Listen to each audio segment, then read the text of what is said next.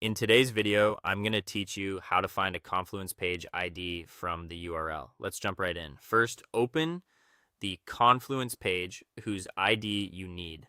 Make sure you're on the exact page you intend to reference. If there are similarly named pages in your space, double check the title and location in the sidebar so you don't pull the wrong ID. Next, move to the top right corner of the page and click the three-dot menu, sometimes called the More Actions menu. This menu holds extra page options that aren't shown on the main toolbar. From that menu, choose Page Information. In some versions or configurations, this may be labeled Advanced Details. Both options lead you to the same place you need for this task. Give Confluence a moment to load the page information screen. Depending on your network and your site size, this might take a couple of seconds. Once it opens, don't worry about the content on the page itself. What you're really interested in is the URL in your browser's address bar. Go up to the address bar and look carefully at the link. You're looking for a parameter called page ID. It typically appears as page ID followed by a long number. For example, you might see something like page ida 1, 2, 3, 4, 5, 6, 7, 8, 9 in the URL. On many Confluence cloud sites, you'll notice the page ID is appended after a question mark alongside other parameters.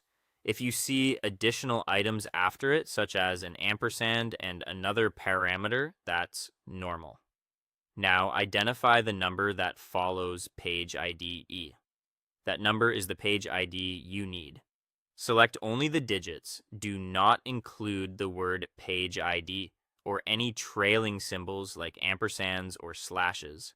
Highlight just the number, then copy it using your usual methods such as Ctrl+C or Command+C. If you prefer, you can copy the entire URL and then paste it into a note and pull out just the number. But copying only the number right away helps prevent mistakes. With that number copied, you're done. You can now use the page ID wherever it's required, whether that's configuring a macro, creating a precise link, setting up an automation, or plugging it into an integration that needs a unique page reference. If you run into permission issues and can't access page information, you may need to ask an administrator for help, but the process remains the same once you're on that screen. And that's it. Open the page, go to page information, grab the page ID from the URL, and copy the number. Simple, accurate, and ready to use.